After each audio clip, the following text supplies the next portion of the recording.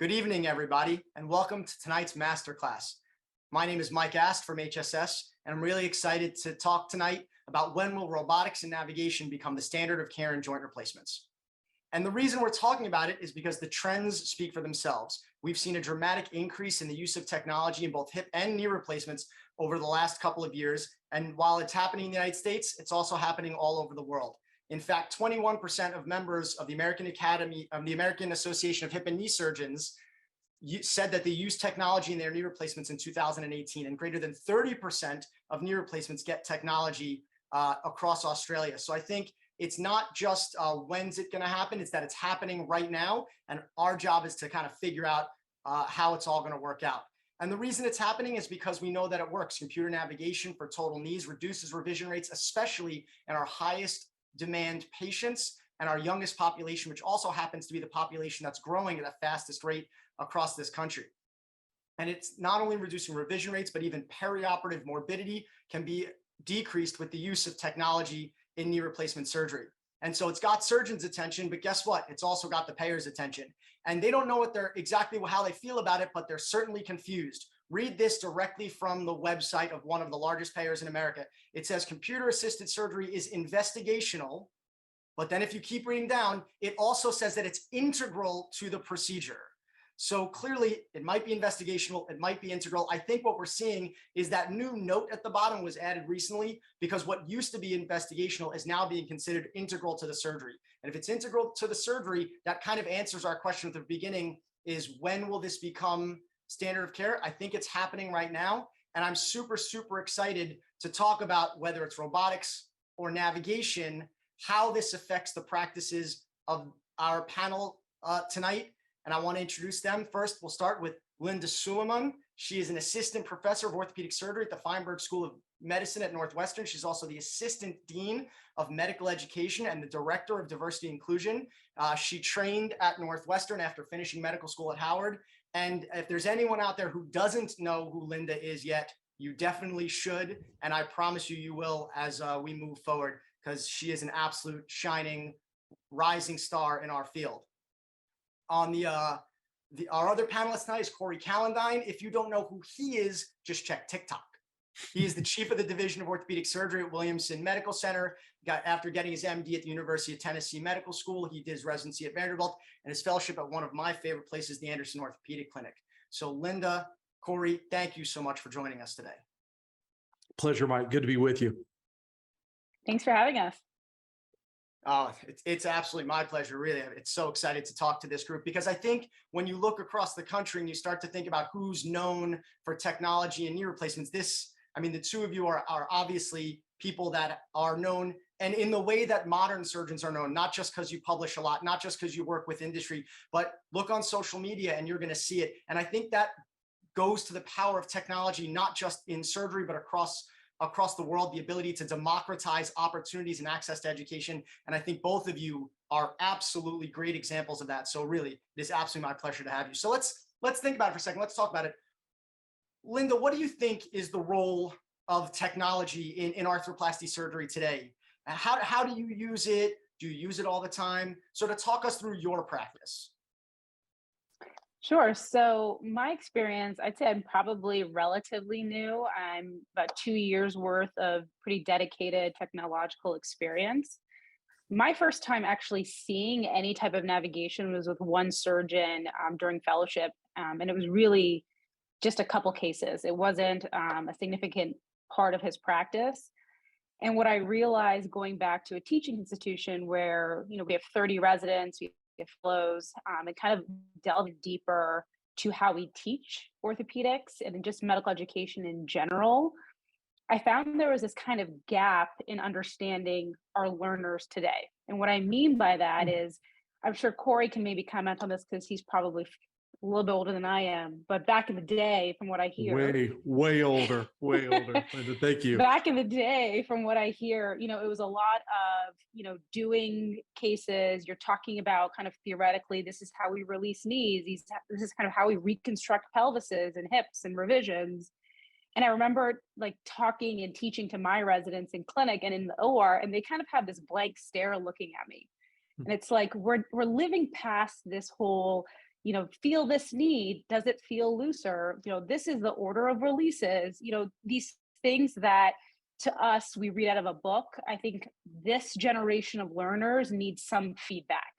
And we see that when it comes to feedback as educators, but we also see that as feedback in the case and understanding, how do I change the mechanics of this knee or this hip to make it work? And so for me, that was kind of the changing point of why I started using technology, is because I needed to be able to teach my residents how to do a good knee and hip arthroplasty, both in real time, but also doing it from a simulation standpoint. So for me, in my practice, I'm up to about 60% of my practice has some technology embedded into it. And a lot of it has helped from the education side on the simulation level. So outside of the operating room, it's just really excelled how we understand the principles of hip and knee arthroplasty. I mean, I think that's so great, and it touches to the entire spectrum of care that technology can get involved in. It's not just in the operating room, but before, but after. Cory, what about you? How did you get started? How often do you use it? What does technology look like in your practice? Well, like Linda said, I'm really old, and so I used to just use chisels, and Did you have hair then too, Cory? no, I didn't actually. I came out this way, and no, listen. Certainly, there's been an evolution in my practice, no question. I think Linda brings up a very, very good point about this next generation of surgeons. These are the first surgeons that are like digital natives, right? I mean, they're very comfortable with technology and much more so than I was. So yeah, of course, I started standard instrumentation. I had very minimal exposure to technology in my fellowship there at the Anderson Orthopedic Research Institute. Really, I have seen that come along in my practice, and I think we're going to talk about that a little later. Is like, golly, where do you start? I think, Mike, it's about this for me. It's about, as we evolve with joint replacement, we want better tools, right? And we want better information or better data to act on. And that's really, whether we're talking about robotics or navigation, and I think we should spend the next several hours talking about what's the difference between those two, because we're kind of grouping them together. And I'm glad we are, because what we're really trying to emphasize is technology is there and available for better tools and better data.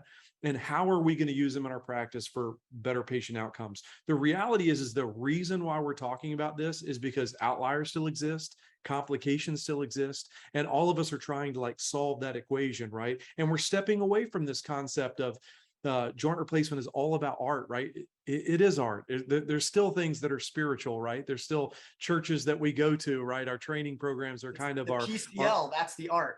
That's right. That's it. That's a great point. But with technology, we'll be more objective about it, more scientific about it. And I think we all want that for our patients. So for me, that's the role of technology. In my practice, I use a ton of technology, probably in every case now. It's touched by technology in some way. So it's really changed as I've gone through my practice. Cory, I think you made a really great point. It just made me think of this when you talk about outliers. We talk a little bit about how technology can help that. And what I've also realized in some of the research we've looked at as from an access standpoint and an equity standpoint in total joint replacements, when we look at patients with complications, right, longer length of stay, readmission rates, we're seeing it from lower volume hospitals, which tend to be at locations that may or may not have fellowship trained joint replacement surgeons, one. Two, a lower volume of joints going in. And those hospitals tend to represent patients who are of color, people of color in this country who we see these health disparities. So from the research we've looked at in access points, can technology maybe help in the outlier standpoint and help these disparities and really close that gap? And that's something we haven't studied yet, but I think with the adoption of technology, we'll be able to answer some of these questions. And Rand Schwarzkopf and the NYU team looked at that in terms of preventable complications with the use of technology. And it was about 50% of postoperative complications would have been avoidable with the use of technology. So I think that's absolutely right, Linda. And you see it even more when you look at lower volume centers or centers without access to fellowship trained arthroplasty surgeons. So Cory, you mentioned something about the adoption, like sort of how you started and how it's going to happen across the board. What were some of the sort of hurdles you had to overcome, and how did you start from where you from chisels Yeah. and end at technology in every case? Like, what was that like? And any advice for surgeons who might be saying, well, or even administrators or hospitals trying to say, how are we going to integrate this into our practice? Well, sure. I mean, I think you have to start simple. What problem are we trying to fix, right? What are we trying to fix? And you want to find those technologies that you can deploy. Obviously, there's a cost issue that we'll talk about here in a second, but also you want them to almost be incremental additions, right? You want them to build on what we're already doing. And so if you're a surgeon out there or a healthcare system, I would say, okay, how can we take our current processes and kind of evolve onto that? I think several years ago, I trained as a posterior approach surgeon on the hip side, and I moved towards the anterior approach for the technology of C-arm, right? Intraoperatively, right? So maybe that was it for me. I could flip the patient flat and use a C-arm, and now there's all kinds of tech around C-arm technology on hip replacement, for example. Well, it's not so different in the knee world. Like the concepts that I learned in knee replacement are still there, but how am I going to leverage technology to make myself incrementally better? So, for me, I've kind of leveraged some of the robotics side. I like the pre-planning piece, and any thinking I can do outside the operating room is really, really good. I thought Linda made some great points about it being such a teaching opportunity outside the operating room. So I love that part of technology. How can I learn more about the case before I'm even in the case? But it really depends on what angle you're talking about. I think from a surgeon standpoint, you got to figure out what problem you're trying to solve and how can you incrementally get better, and then find those technologies that you can employ. Now, we talked about cost, and we kind of banged up against it a couple of times already. We talked about how if complications go up, obviously your cost goes up, right? So what are your 50% of the revisions, right? 50% of the complications could be avoided by technology. And so sometimes you have to kind of break away from the silo concept of this is going to be more cost for the case. But again, what problem are you trying to solve, and what money are you going to save down the road? So I think that's, I don't know how much time you want to spend on that, but I think that's really important for health systems and C-suites to look at, that we don't get too siloed. Linda, what do you think on the cost side? Because especially at a teaching hospital in a major city, costs are very different when you talk to a big academic institution versus when you talk to a smaller hospital. They're not better or worse. The conversation just tends to be a bit different. So what did you encounter? What did you find when you're starting to bring technology into your practice from a standpoint of cost, but also any other hurdles that you didn't expect or expected and didn't see? Yeah, I think for me, we had zero technology at the main campus. So we own almost 11 hospitals in the state of Illinois, and I think the best way to get technology is actually coming in together as an entire health system. I think that was probably the easiest way. Instead of trying to negotiate a contract with one individual hospital, it was a lot easier for me to contact surgeons who were interested in this technology at other affiliate hospitals and say, hey, how can we come together to deciding one or two, maybe three areas of technology is something that would be interested in. If you're at an academic institution, another way to really try to leverage some of that cost in contracting is actually partnering with the medical school or whatever institution you're affiliated with from a university standpoint. And so if it has to do with medical education, most academic hospitals have a Department of Medical Education that can share in these costs with you, because it's helping teach their residents, right? It's helping teach their medical students, helping them teach their fellows. So it's kind of this shared cost. If you can come in together, that's probably the biggest advice. If you're at an academic hospital, is you cannot do this alone as a single surgeon. You have to come in together, multiple hospitals if you're in a hospital system, but two, also partnering with the university.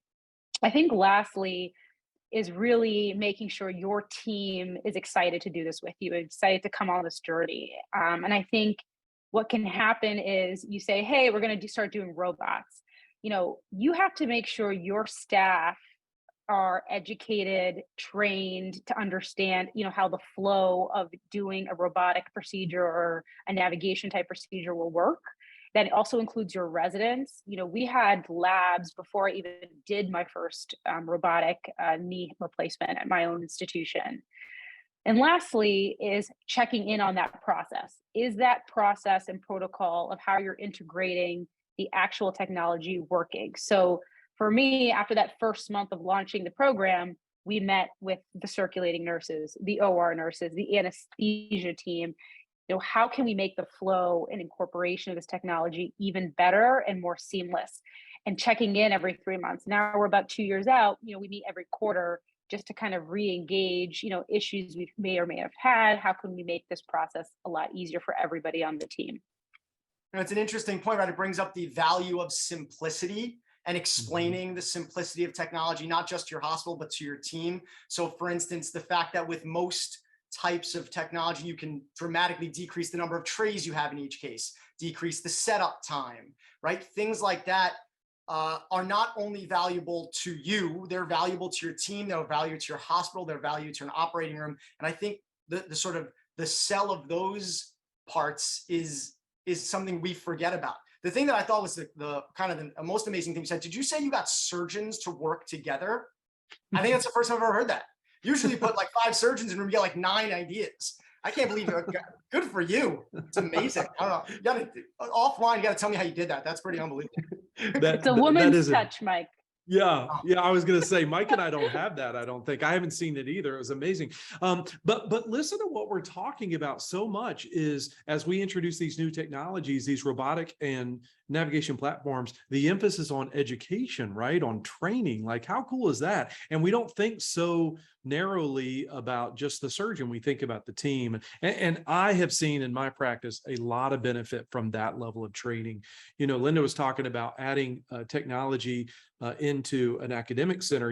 I practice in a community hospital and also an ASC that, I partner in. And so, it really comes down to, you need to believe in what you're doing because there is a cost to it sometimes. But if you believe in what you're trying to accomplish and you're willing to track it, again, I think the emphasis on leveraging these companies to help us educate our teams and help us get better for our patients, I don't think that could be overstated.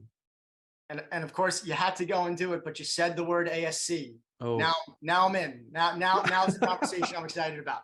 So, yeah. but let's talk about that, right? Because I think there is a lot of sort of talk out there of, okay, well, I like technology and I can convince my hospital to get technology, but how am I going to bring that technology to my surgery center? And even the academic medical centers have surgery centers, right? I think, we used to think of ambulatory surgery centers as, the private practices, they owned a small surgery center. And that was the way it was in the 80s and 90s before Linda was born, when Cory and I started practicing. But now you look, some of the biggest health systems in the country have 10 or 15 surgery centers. There's a center in New Jersey that's got 27 surgery centers within their health system, right? This is a reality for healthcare systems and private practices alike. So Cory, what do you do with that? How do you integrate, if you're a technology believer, how do you integrate technology both at the hospital and at the center? And do you ever think of, is it different? Is it the same? Are there different considerations? Well, listen, it is a different way to practice medicine and the cost structure is different. And Mike, I know you've done a lot of work in this space around the business of ASCs. There is a business element of this that we should just speak to very clearly.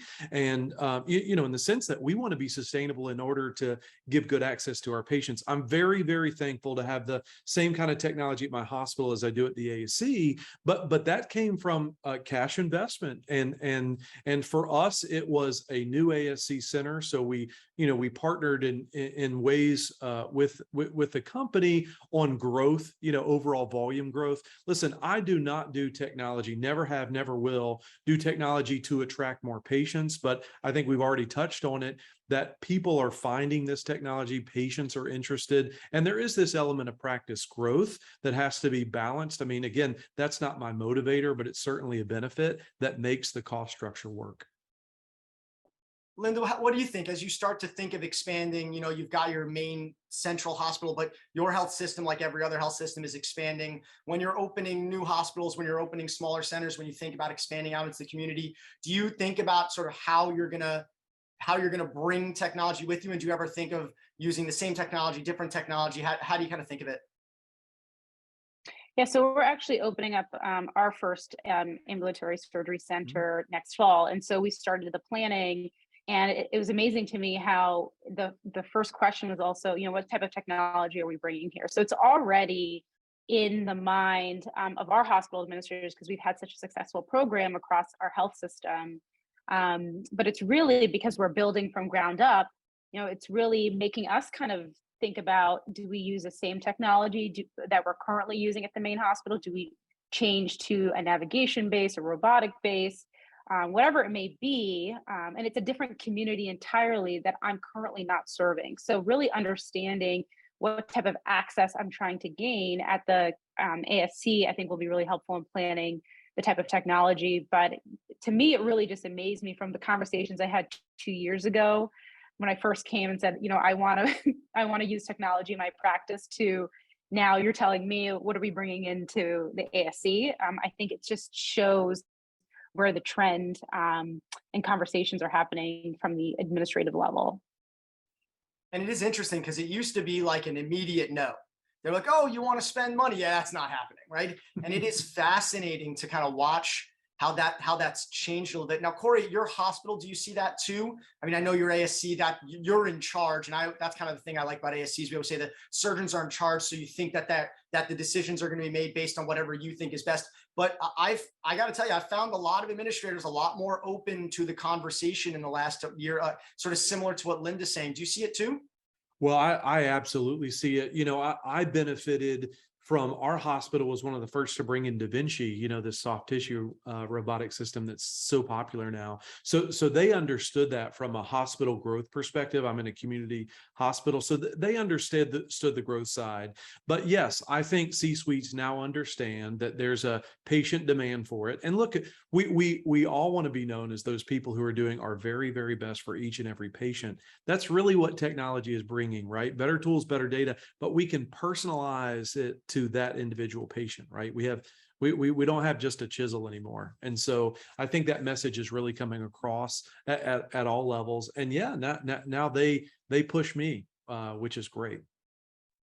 And Linda, when you're It's talking to some of your trainees who are going to go out and practice, do you talk to them at all about sort of how they can approach their new practices or approach their new hospitals? Do you talk to them all about sort of their desire for the adoption of technology or how they can accomplish that goal? No, absolutely. We have this conversation kind of all the time because I think for us, a lot of my trainees who don't do a joint fellowship have very much solid plans to be doing total joint replacements and wanting to do this. Um, I talk a little bit about, there's a little bit of work on the front end from the surgeon perspective. And for me, the very first time I went, it was a flat out no. I mean, this is expensive. So what I actually did was I was really friendly with our kind of call center folks, and I gave them a presentation on robotics, and they kept asking me like, why don't we do it here? I was like, that's a great question. So we started tracking it. So we started tracking the number of patients who asked to have some sort of robotic or technology, navigation, whatever it may be, procedure. And I was able to prove we were losing 8% of new patient visits. And so if you're in a Chicago metropolitan area, you don't want to see patients leaving the health system, right? You don't And want to see it so anywhere. you don't see it anywhere. But from an administrative standpoint, that's money they're losing from a variety of aspects. There's a lot of orthopedics, but we don't realize is the power that we have from the standpoint of, we see new patients come to see us. That's a patient who may need a cardiology visit. That's a patient who may need a preoperative endocrinologist or a primary care doctor, whatever it may be. That's business coming in because they're coming in for a musculoskeletal problem. We're getting them ready for surgery. We may need other clearances to happen, and we're bringing those patients in. And so to me, if you can figure out, what's going to drive your administration, you can be really thoughtful in how you gather and present that information. And so for me, I had patients telling me, why don't you guys do this here? And so just being able to track it and say, this is the number, this is the percentage of people we're losing, I think really started at least allowing the conversations to start. That's interesting how the market has shifted, and you've been able to prove that. I'm curious, you all training residents and fellows, when they go out to get jobs, like, are they looking for technology where they land? I assume that's got to be. I don't get to talk to a lot of those guys as they're searching for their first job, but I got to believe it works the other way too. Is that's a way for healthcare systems to attract new surgeons? I would think. Are you seeing Yeah, that, Mike? yeah, I think Yeah, we're Linda? seeing it. Yeah. Yeah, I mean, certainly our residents and fellows who go out, I think have a very similar thought process to what Linda was saying, that they, even our non-arthroplasty surgeons are planning on doing arthroplasty because there's just so much out there to do. A lot of our sports trained colleagues, still like to do total knees. And back to the data, right? If they're not going to be super high volume, they recognize the value of adding technology to their practice. And a lot of them are saying, look, if there is technology there, that's great. That's like a big win for them. But many of them are also saying, well, if not, here's the list of A, B, and C technologies that I've had exposure to that I feel comfortable with, that I think I'm going to try to bring with me when I get there. So, we say sometimes it's helpful for getting patients. I also think for healthcare systems, or for even practices or ASCs, having technology is helpful for recruiting surgeons. Mm-hmm. Right? And I think so there's a win across the board with the larger adoption of technology. So I'm going to throw a real curveball at you for the teaching side of it, Linda.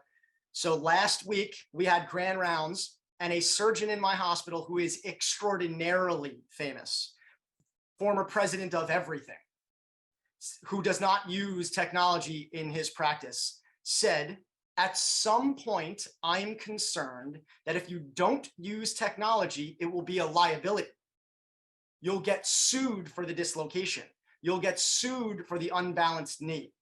He was being a bit controversial in the conversation, but Linda, do you think Chicago's not quite as bad as New York and Philly, but there are a lot of lawyers there too. Has anyone ever thought about that or said it? I thought it was a bit much even for a technology believer, but it was an interesting comment. Yeah, I don't know if I would have gone that far. That's really quite extreme. I do think that we're seeing the trends for people wanting it, and it's almost like patients will start to ask, well, why didn't I have it? And patients, you can have a complication doing the best procedure possible. Anything could happen. And patients wonder, well, what went wrong? Even as a surgeon, nothing actually went wrong in that case. It's just, sheer luck. But I think that from that standpoint of being sued, I'm not sure we're quite there. I do believe that patients are going to start to ask why it wasn't done or why it wasn't offered. Well, and look, I think what's so beautiful is probably the surgeon that wants to do the best job that they absolutely can. I think that's what brings all the three of us together, right? I doubt any of us worry daily about the litigious side of it, because the reality is nobody cares more about that patient in front of us than we do. But I guess something like that could happen once we prove out, right? It's got to be simple. It's got to be easy to use. It's got to be cost effective. And Linda's brought up some great points about making sure it's available to everyone, right? Surgeon and patients. But once we get to that point, I think all of us will want to do it because it's better, right? It's proven to be better. I think that's where we're heading. And I think as we see it in our trainees and we see the adoption from our trainees, I think that's the proof, right? The fact that they want to all go out and use it, the patients are asking for it. I think we really are starting to see that. Cory, do you think this is the digital age, right? And we're looking forward now, all our trainees coming through, all our new physicians coming through are very tech savvy. Do you think there's a value to, would it be bad if a resident finished residency and never did a manual case, never did a case without technology? Are we still obligated to teach manual techniques to trainees? Yeah, it's interesting. I think the concepts are probably better learned in the tech world. That's the reality of it, due to simulation or things like that that Linda was referencing earlier. So I think technology is an incredibly powerful teaching tool. Are we obligated to show them manual instruments? I do some op walk work. I mean, we don't have technology in Honduras. I think there's merit to manual instrumentation, of course, and I think at least you have to understand it. I don't think manual instrumentation is so difficult, to be quite honest. And so I think it should be entertained and available. What if the power goes out? Isn't that what everybody always says? Like these next generation, they're going to be totally worthless. Well, if they understand the concepts of joint replacement, and again, I think that can be learned a lot better in the tech world for 100 different reasons, depending on which procedure we're talking about. Yes, I think having manual instruments still available is okay, but I don't think that's really a big leap. I think the reality is manual techniques will always be there for whatever reason, be it indigent third world care or if the power goes out. But again, I think the emphasis has to be on, if you understand the concepts, of arthroplasty, then it's what's the best tool I can use in order to execute it.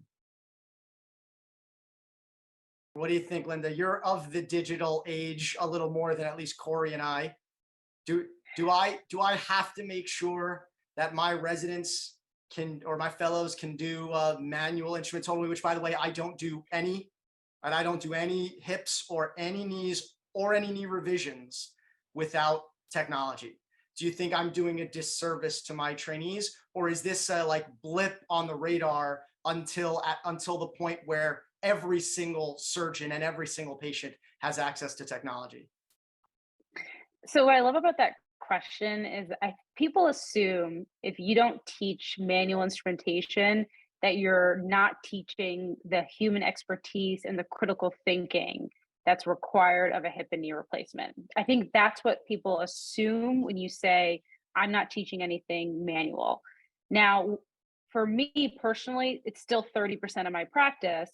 And why I have it there is just for a variety. From an education standpoint, I like variety, being able to have my residents do manual and some sort of robotic or navigation. I think it just adds to them seeing something different. But from a human expertise and critical thinking, it's still required whether you do a manual knee or a robotic knee or a navigation assisted knee, it's still there and very much present. And so the assumption is what kills me, is that people think that just because you have a robot or just you have a navigate, you almost need more critical thinking, in my opinion. More. Yeah, and the way I look at it is you have critical thinking and then you actually do what you think you're going to do. You don't get kind of close and hope it works out. But I am definitely a lot biased in this world. All right, so that brings us to the final question.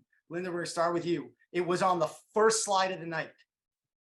When do you think navigation or robotics of technology of some kind will become the standard of care in joint replacements? Aetna thinks it's already. I don't really always believe Aetna. So what do you think? Personally, I think we are there. I think it is going to be, it is, we are here today. It's a standard of care. And I think that from a patient standpoint, we should deliver the best possible care we can deliver. And I think that's what technology and robotics is. Cory?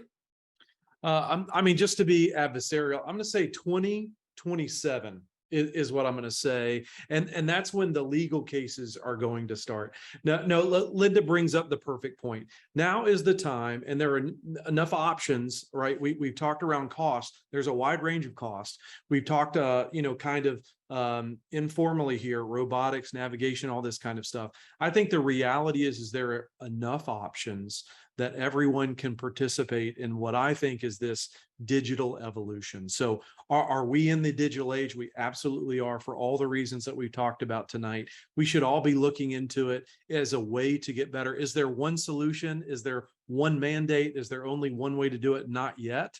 But honestly, I hope as we objectify it, we figure out which ones work and which ones don't. But are we in the digital age today? Absolutely.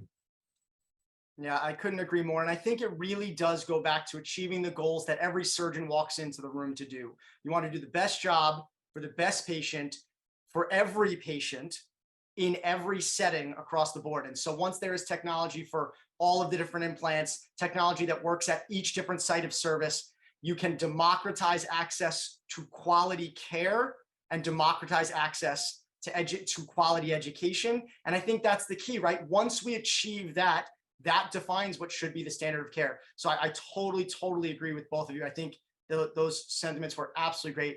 I do thank you both so much for your thoughts for this portion of it. And I think at this point, we'll go ahead and open it up to our Q&A and allow anyone watching or online here with us today to get their questions answered.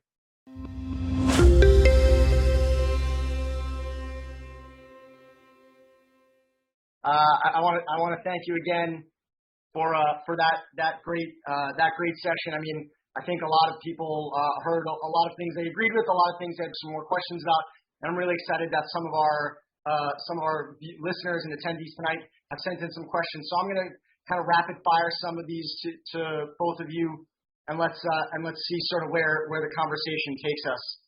So the first thing I heard mentioned here a couple of times, that technology is great, but again, they hit back onto Cory some of your conversations on cost, right? The upfront cost versus the per case cost versus the differences that you see between different technological platforms. Cory, how do you look at that when you compare things like some of these robotic platforms with large upfront capital costs to some of these single use per case costs like handheld navigation, like the Ortholine Lantern, or some of the augmented reality systems like the Medact AR system? How do you view that? What are your thoughts there? Well, I mean, thanks, Mike. Cost is a major consideration. I think now that we're at the time that surgeons have to be involved in that discussion. So most of us want to run from it. I want to use what I want to use, but we really have to lean into that. And we have to make sure that our programs remain viable, right? So if we're a suck to the system and, our cost structure and what we utilize is not sustaining the system, then obviously that's a real challenge. My hospital did invest, in a capital purchase. Now trying to get them to do that is a huge challenge. But I thought you brought up a really good point, which is about, it's not just a capital cost in these programs, but it's also the ongoing cost, the cost per case. And so I think it's just a really individual discussion about how that works within your system. I can tell you for us, it's forced us to be more careful with some of the disposables that we use per case. We would quit opening extra this or extra that, and we're able to save a lot of money during the case. So actually what it has done for us, this discussion around cost, is made us more careful with what we're already using. Linda, what do you think when you look at some of these? Especially the other thing is to consider the breadth of the platform of the technology. So some of these have an upfront cost and only do knees, or only do unis, or only do hips, or like what do you think? Do you think there's also some consideration within those costs, whether they're capital or per case, on sort of the breadth of the ability of that technology? Yeah, that was actually a big part of the initial negotiation when we got a robot was, its use from the standpoint of knees and hips. Can we use it in as many cases as possible? So that definitely was a big part of it. And I think the other aspect is, what are the pre-op imaging you need? So some platforms need none, some need CT scans. Interestingly enough, the hospital liked the idea of pre-op imaging in some form because it was obviously, coming into their budget of image use. So it really depends on, I think as a surgeon, if you don't already sit on some of these committees, or at least being a part of these discussions and understanding the finance and understanding where these costs are really implicated, I think that's where I would start. But the biggest thing was it made me reevaluate what am I currently using in my cases and what does that cost? Because honestly, I was kind of coming in pretty ignorant out of fellowship and coming to an academic place where everything's there and can use whatever I want. But being able to really highlight, okay, do I really need this aquamanus every case? Do I really need this suture every case? Really helped navigate the conversation and that negotiation.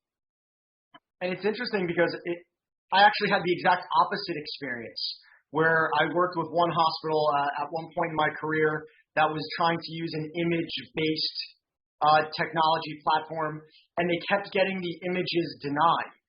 the insurance companies from the area were denying coverage for the imaging platform. And so the hospital had to make a budget decision. Do we do the imaging for free and utilize the platform we paid for, or don't do the imaging and not utilize the platform? They ultimately ended up doing the imaging for free, which was a loss for them.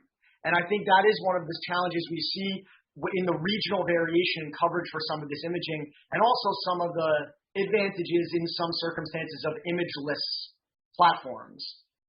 I think it just keeps things a little simpler sometimes in that situation. So I'm going to keep scrolling through some of these things. So what about we talked about patients really coming interested in technology. And Linda, I think you did your explanation of it is amazing. To notice you're losing 10% of patients because you're not utilizing technology is pretty wild for a healthcare system. And there's definitely good opportunities for educating surgeons on technology. But what's the best way to go about educating the community?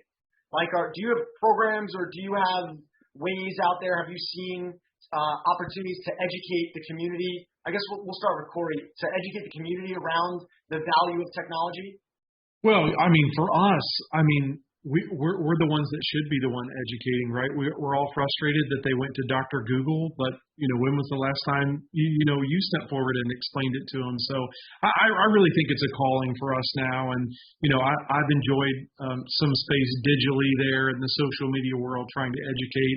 Look, you can do it digitally if that's your thing, but listen, when we brought robotics here, every month we had a community seminar at the local Shoney's or whatever it was, and invited them in.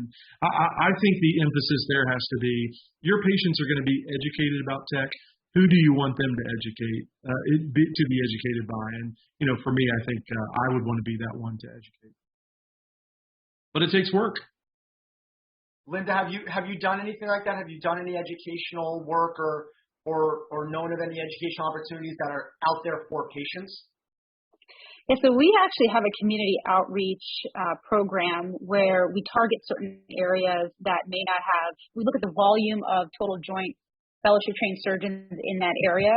And so we try to partner from a musculoskeletal standpoint, especially if we don't have a basis or a clinic or a hospital in that area. And interestingly enough, we're targeting kind of the high school, middle school, college age students in that area for an interest in just orthopedics, right? And I just had a patient who came in to see me who was a parent of one of those students, asked me about technology because their kid came home and said, oh my God, I just did this robotic knee replacement, this demo. And so I think the discussion is there. I also think medicine has generally changed in the sense of, it used to be, I think, this very paternalistic. You come in, the doctor says we're going to do X, Y, Z, and you kind of go along with it. I've never had that where a patient comes in and they kind of want to dictate and be a part of the shared decision making. And a lot of that is the upfront of the research. So although they're going to Google, I think really in these big community settings, whether it's churches, community centers, it has to come from the surgeon. So I definitely agree with Cory that it has to come from us and what that explanation means, and not pamphlets or flyers. I just want to point out that Linda agreed with me. I'm sorry. Go ahead, Mike. Just in case it never happens again. That's why this is recorded, Cory. Yeah, if we could just get that documented. So, all right, switching topics here. Another question we have is, I think a lot of people understand the room for improvement in knees. There's the constant quoting of the Bob Bourne article that was written before Linda was born.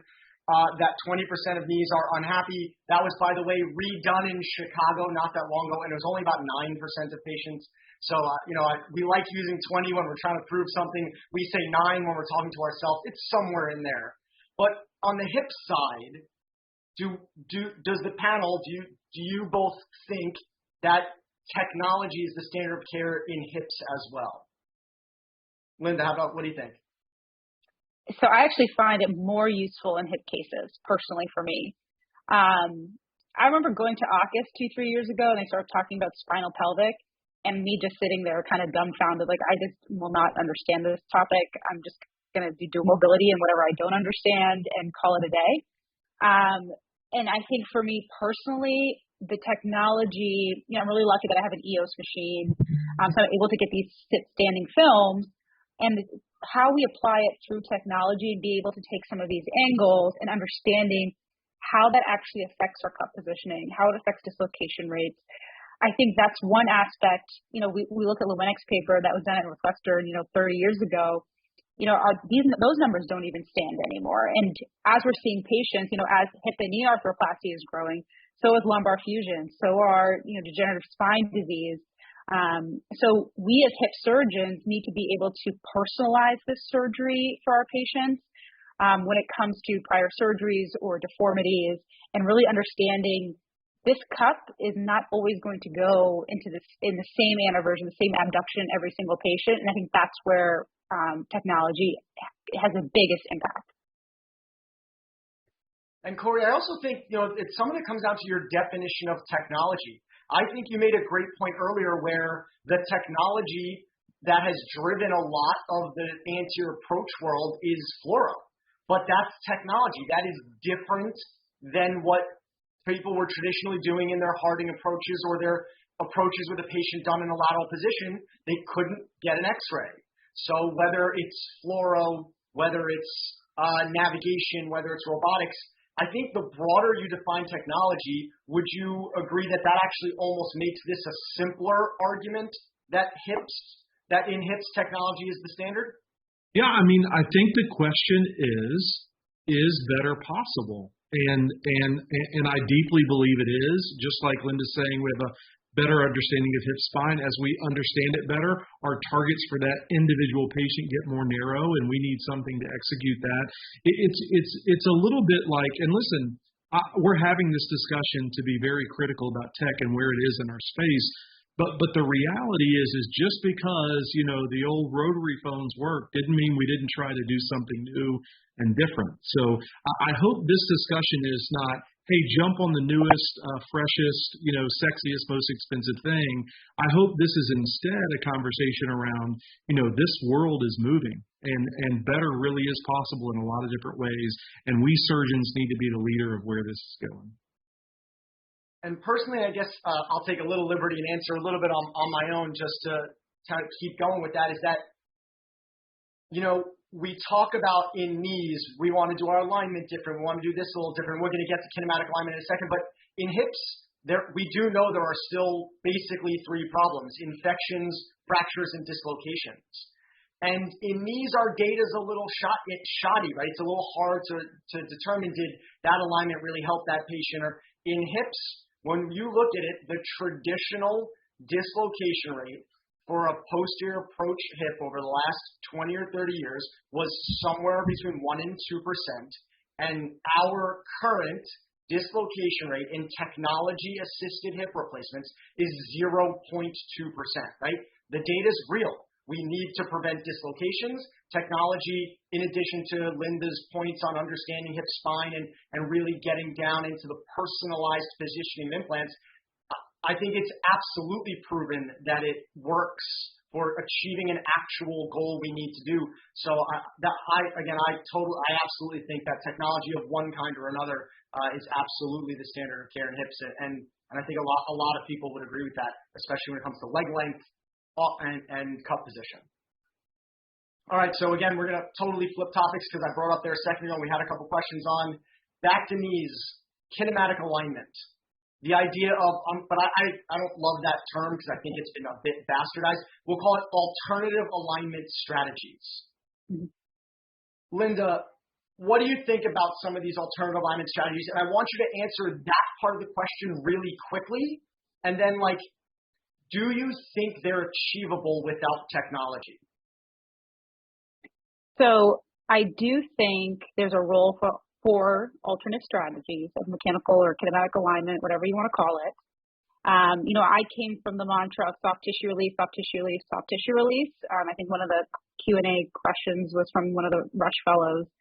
And this alternative alignment is growing. So I think there's a huge role for it. I think the best way to do it is with technology. Cory?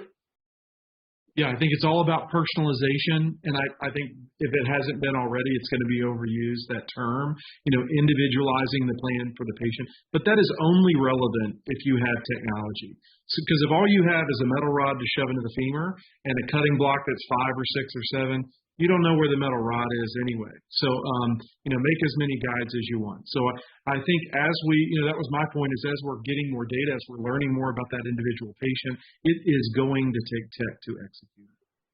And Moby brought it up a little bit in the Q&A about the extensive data you would require to create the algorithm to start making personalized alignment decisions, right? So where does Cory's knee belong? Where does Linda's knee belong? Is going to need a million Corys and a million Lindas before we actually get there. But the way I look at it is, I agree we've got to do that and we've got to gather that data. But there's no point in trying to execute that if you don't actually know where you're putting anything. Right? If you don't have technology driving that surgical decision, that surgical execution, what's the point of having the data? So I think especially as we go, exactly like Linda said, especially as you go to those alternative alignment strategies, the more narrow the target, the better the rifle needs to be. Well, and just to put a nail into that, I think it's why we still argue about mechanical versus kinematic, because we were talking about mechanical with manual instrumentations and kinematic with manual instrumentations, and we weren't able to make the comparison. Now we can, but as we have tech, we're like, maybe there's something in the middle here. Yeah, I think that's great. I think that shockingly, we're all on the same page on that one. All right, I'm going to jump again, a little bit different. Let's talk about some of the different platforms that are out there. I'm trying to keep this fairly company agnostic as much as possible, just to try to make it as educational for everybody involved. But there are some differences in some of the tech out there. And one of the things we hear a lot about are sort of the single vendor platforms versus some of these more open platforms, right? There many of the surgical robots or the patient-specific instrumentation type technology is for one implant, for one company, whatever. Some of the navigation systems like Ortholine, like some of the other handheld systems, like what we're hearing now is going to be this new surgical robot in the future, are meant to be more open platform. What do you think about, Linda, do you think there's sort of pros or cons to closed platform versus open platform systems? Well, I think when you go back to trying to get surgeons to agree on things, the whole closed platform is going to be one of those sticking points. It's hard to get, unless you're at a single vendor institution, getting everybody on board. So I think where things are going to move is probably hospital surgery centers may have one version of some sort of open platform. I think sadly, I don't know if it's going to be the robotic side from the capital purchase. I think it's more so going to be navigation tech forward, just from a cost effective standpoint, being able to use that across the board. But I do still think the closed platform systems are going to be here to stay. I haven't, from the discussions I've had on the hospital side, I haven't seen the robotic standpoint taking off yet, but from the navigation standpoint, open platform I think is going to be here. And that's how all surgeons are going to be able to come together to be able to use technology for patients without having to sacrifice their own personal choice on implant. Anything to add to that, Cory? That was like a shrug of, yes, she's right. I don't want to say anything, so you're not yelling at me. I am a little bit afraid of it. Open platform is amazing, and I'm just not sure how we're going to make that happen. I would tell you this. There are closed platforms that have implants with long history of data and closed platforms that do not. I still think the implant is relevant. I just want to, state that pretty clearly. I really struggle with those surgeons who, jump on a technology without belief in the implant, because I do think the implant's important. I think it's fair for us to mention that tonight. Yeah, and again, I will highlight, I'm pretty sure Ortholine is sponsoring tonight, and they are an open platform navigation system. The other thing that when you're going into the knee side is, we got a question here at the bottom. In relation to knees, we've talked a lot about varus valgus and overall alignment, but what about femoral rotation and gap balancing? I think many surgeons who were trained as traditional measured resection surgeons when you start giving them technology start to go and become gap balancers or some hybrid version of them. Cory, how were you originally trained? Were you a gap balancer, a measure resection, a blend of the both to begin with? Yeah, I mean, gap balance is the correct way to do it. Is that your question, Mike? I'm sorry, you cut out. Yeah, that's really all I needed to hear. Okay, thanks. I agree. Thank you. Yeah, that is how I trained, and so for me, when I started introducing tech and really being critical about rotation to match my balance. Look, maybe this is something we can argue about later. You know, the lateral side maybe it should be a little bit looser than the medial side. You know, there's some arguments that say, oh yeah, that's how it normally is, and then there are other guys that say, yeah, but we're not making a normal knee, we're making an artificial knee. So we don't even know that. But again, just like kinematic and mechanical alignment, now that we have tech to hit our target, we can start to have that answer objectively stated. Linda, have you always been traditionally a gap balancing surgeon, or do you find that technology, as you've adopted over the last 2 years or so, has changed that at all? You know, I think I was probably more hybrid initially starting practice, and I think technology has really gotten me to this gap balancing. It's also changed kind of my flow of surgery. You know, I've always been distal femur, proximal tibia, and now I'm tibia first, which, you know, if you told me 3 years ago I'd be doing tibia first, you know, I'd be like, you're crazy. But it's really changed my flow. It's also changed how much I appreciate from gap balancing. And it's, you know, you follow these patients and you kind of see where patients are happiest. And that's where I've seen technology be of most use, because I know it's going to be that measured gap. Great. And I will, again, I'll take that 1 second to highlight that, you know, the new Ortholine Lantern system does have a beautiful gap balancing system. And I will obviously have to tell everybody that since I designed it, I should probably disclose that. But I do think you're right, and I think I was a traditional measured resection trainee, a measured resection PS surgeon trained at HSS the way we've all been for the last 7,000 years since bones were invented. But technology has absolutely driven me much more towards a gap balanced CR knee in a lot of situations. And I just think because to both of your points, right, you realize that you can make some adjustments with the right technology, balance your ligaments, get your rotation correctly. You don't do as many releases. Patients seem a little bit happier. And when you've got technology, you can alter that. You can alter your alignment targets and your rotation targets, and probably have some fun with that. So the last thing I want to hit on, because I think we're starting to get the hook here, but the last thing I want to hit on is we talked a little bit about the continuum of technology. So not just in the operating room, but beforehand and after. And I don't want to spend too much time on this because I don't want to take us way off our initial conversation. But like, what are your thoughts on some of these virtual reality, augmented reality platforms that are out there for both training and surgical planning and execution? Do you think this is sort of a part of the future as we look at technology 10 or 15 years from now? I guess we'll start with Linda, because she's going to be practicing a lot longer than Cory and I. I think it's definitely developing. I think it's the future. I'm really excited about it from a training aspect. Again, I think you need to make sure our trainees understand what we're planning on doing preoperatively. And I think that's, again, where technology has really helped, is that pre-op, pre-teaching aspect. I also just want to make sure that if you're going to use that for your cases, that it's still a very much interactive procedure. So, you know, I've seen surgeons use it, it's just them and everybody else around is kind of staring at them. So it's making sure that it's still a collaborative procedure, I think, is going to be key. But I think it's here to stay. I'm really excited to see its development. Yeah, we're training surgeons now that are digital natives.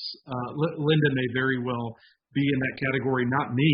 I mean, you know, we had a bag phone in the car. And so I think there's no question that they will be leveraging virtual reality. I think Linda's point about collaboration is so important. I've been inside those virtual windows. I mean, I can be here, somebody else can be in, you know, China, and we can jump in the same virtual space. There's a great opportunity for collaboration, not only as you train, but also as you're, you know, out practicing, not only nationally and internationally. And augmented reality for me is all about execution. I think that type of technology is going to make these tools more intuitive. So I think that's great. I want to thank both of you so much for this. I want to thank Orthopedics this week and Ortholine for allowing us to have this conversation. I thank you to all of our attendees. I'm sorry we didn't get to all of the questions, but I just want to think that's because Cory and Linda are so engaging. People want to hang out with you forever. So hopefully some of the people here will come join us at AUKUS or whatever the next meeting we're all going to be at, and feel free to stop Cory and Linda and take as much of their time as you want. They are not very busy. Totally true. So don't worry about it at all. But really, Linda, Cory, thank you so much for joining me tonight. I hope you guys had fun. This was a lot of fun for me. And I hope everyone has a great night. It was great, Mike. Thanks so much. Thanks for having us. It was awesome.